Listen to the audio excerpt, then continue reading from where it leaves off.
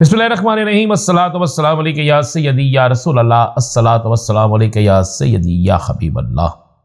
तमाम सुनने वालों को अस्सलाम वालेकुम। पाकिस्तान की सियासत में आज इंतहाई अहम दिन है। पाकिस्तान की सियासत को गौर से देखा जाए तो आज के दिन मोहतरमा बेनज़ीर भुट्टो शहीद की शहादत हुई थी और इस शहादत के बाद पाकिस्तान की सियासत में एक नए बाब का इजाफा हुआ था। पाकिस्तान की सियासत इंतहाई तेजी से तब्दील हुई थी। हंगामों, तोड़ फोड़, जलाओ के बाद इलेक्शन डिले हो गए। इलेक्शन डिले होने के बाद पीपल्स पार्टी इलेक्शन जीत कर इक्तदार में आ गई। मिसाके जमहूरियत, मिसाके पाकिस्तान, इस तरह के कई मिसाक उससे पहले और उसके बाद भी हुए। आसिफ अली जरदारी अचानक सियासत के उफक पर नजर आना शुरू हो गए। तेजी हो गई, कमाल का सिस्टम चलना शुरू हो गया, लेकिन आहिस्ता आहिस्ता हालात बदले और उसी दौर के दरमियान, उसी वक्त में पाकिस्तान की सियासत में किसी को इस बात का इल्म भी नहीं था, कोई सोच भी नहीं सकता था कि इन दो सियासी जमातों पीपल्स पार्टी और मुस्लिम लीग नून के अलावा कोई तीसरी सियासी जमात इक्तदार के दरवाजे पर दस्तक देगी, अवाम के दिलों में जगह बनाएगी, अवाम के अंदर अपनी अहमियत को उजागर करेगी। ये कोई सोच भी नहीं सकता था। और 16 साल बाद अब हर गली, हर चौक, हर अदालत, हर जलसे, हर जुलूस में मुस्लिम लीग नून से बढ़कर अगर किसी सियासी जमात को डिस्कस किया जाता है तो वो सियासी जमात पाकिस्तान तहरीक इंसाफ है। मोहतरमा बेनज़ीर भुट्टो शहीद की शहादत के बाद कहा जा रहा था कि शायद अब सियासत इन्हीं दो जमातों में होगी और चलती जाएगी, लेकिन आहिस्ता आहिस्ता एक वक्त आया कि अब सियासत 3 जमातों के दरमियान आ गई है। बल्कि 2 जमात ही कहेंगे, एक जमात और एक बड़े इत्तेहाद इनके दरमियान आ गई है। बज़ाहिर सियासी जमातें अलग-अलग है, लेकिन ऐसा चल रहा है। मोहतरमा बेनज़ीर भुट्टो के एक बड़े दरीना साथी जो कई दफ़ा छोड़ के फिर आ गए, फिर छोड़ के फिर आ गए, फैसल सालेह हयात ने भी आज मोहतरमा की बरसी के मौका पर मोहतरमा के खिलाफ पंफलेट पोस्टर बांटने वाले मुस्लिम लीग नून के हाथों बैत कर ली है, मुस्लिम लीग नून में शमूलियत इख्तियार कर ली है। आज का दिन इसलिए भी बड़ा अहम दिन है कि शहादत भी है, शहादत का दिन भी है मोहतरमा की। आज जोर तोड़ का भी दिन है, कप्तान के कागजात, मरियम के कागजात पर इतराज़ात का दिन भी है, और आज शाह महमूद कुरैशी को जेल से रिहाई के बाद गिरफ्तार भी कर लिया गया। आज के दिन अफवाज पाकिस्तान ने एक कामयाब तजर्बा भी कर लिया। आज के दिन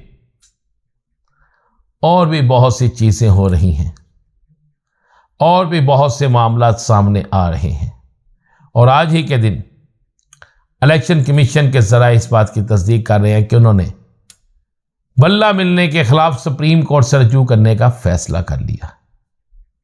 लगता है कि इलेक्शन कमीशन बाकायदा पार्टी बनकर तहरीक इंसाफ के खिलाफ जाने लगा है, जबकि कानून के मुताबिक इलेक्शन कमीशन किसी जगह पार्टी नहीं होता, वो आइन और कानून के मुताबिक काम करता है। लेकिन आने वाले दिन मुझे चूंकि लग ऐसे रहा है कि कुछ होने वाला है। आज पीपल्स पार्टी के साबिक वज़ीर आला ने तो ये भी कह दिया है, इसलिए मैं कह रहा हूं कुछ होने वाला है, कि 8 फरवरी के इलेक्शन के बाद 9 फरवरी को कुछ लोग लंदन भाग जाएंगे। अब लंदन कौन जाएगा? सबको पता है कि लंदन के टिकट हमेशा मियां मोहम्मद नवाज शरीफ ने कटवाई है, और मेरी इतला है कि शायद 8 फरवरी से पहले ही टिकटें कट जाएं, 8 फरवरी से पहले ही रवानगियों का सिलसिला शुरू हो जाए।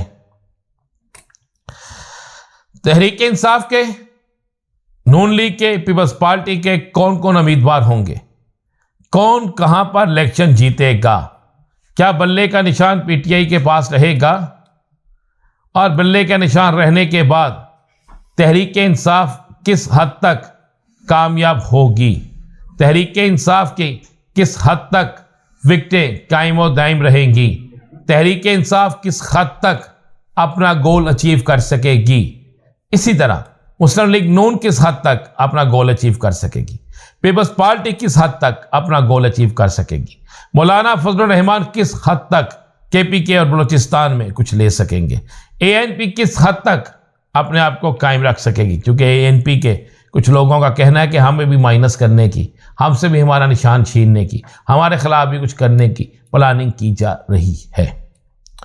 आज के दिन में ये सारा कुछ इसलिए मैं बता रहा हूं कि आज का दिन मुझे लग रहा है कि बड़ा अहम तरीन दिन है। और मैं साथ में ये भी बताता चलूं कि NA 104 से राजा रियाज के कागजात जहां मंजूर हुए वहां पे उनकी टिकट भी कन्फर्म हो गई है। अब बहुत से लोग कहेंगे नून लीग ने तो इसका ऐलान नहीं किया, लेकिन मैं आपको वक्त से पहले बता रहा हूं राजा रियाज की टिकट कन्फर्म हो गई है। और राजा रियाज के हवाले से मुख्तलिफ लोगों का यह दावा है कि राजा रियाज 60 से 70 हज़ार की लीड से इलेक्शन हारेगा। ये दावा है, ये मैं नहीं कह रहा। और ये दावा मुस्लिम लीग नून के अंदर भी हो रहा है, ये दावा तहरीक इंसाफ के अंदर भी हो रहा है, और ये दावा वहां के न्यूट्रल लोग भी कर रहे हैं। एक आज बड़ी अजीब सी चीज सामने आई है और इस चीज को देखकर हैरत भी हुई है कि पहली दफा ऐसा हुआ है कि मियां नवाज शरीफ की नहली के हवाले से केस 2 जनवरी को लगा है कि मियां साहब अहल हैं या नहल हैं इलेक्शन लड़ने के हवाले से, लेकिन 2 जनवरी से पहले ही मियां नवाज शरीफ साहब के कागजात नामजदगी मंजूर कर लिए गए। शायद इंतजार भी नहीं किया गया कि सुप्रीम कोर्ट से क्या हुक्म आता है।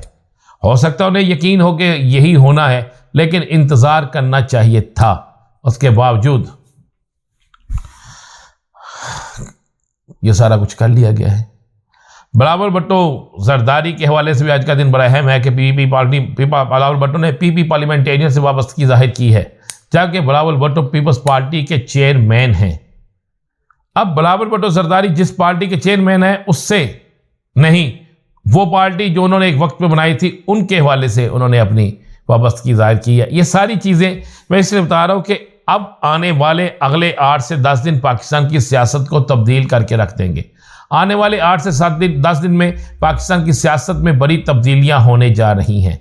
कोई सियासी जमात इस वक्त तक इस पोजीशन में नहीं है कि वो अकेले हुकूमत बना सके, लेकिन क्या कोई एक सियासी जमात ऐसी होगी जो तहरीक इंसाफ के साथ इत्तेहाद में जाए, या तहरीक इंसाफ किसी के साथ इत्तेहाद में जाएगी या नहीं जाएगी, इसका फैसला होना अभी बाकी है। लेकिन मेरी इतला यह है, मैं वक्त से पहले कि मौलाना शेरानी ग्रुप और तहरीक फिक्का जाफरिया ग्रुप, इसके अलावा तहरीक इंसाफ किसी से सीट एडजस्टमेंट नहीं करेगी। इस हवाले से सीट एडजस्टमेंट और दीगर मामलात पर तमाम चीज़ें तैयार हो चुकी हैं, और इस तैयारी चीज़ों पे सबसे बड़ी डेवलपमेंट ये है कि तहरीक इंसाफ एक बड़ा टफ टाइम देने जा रही है।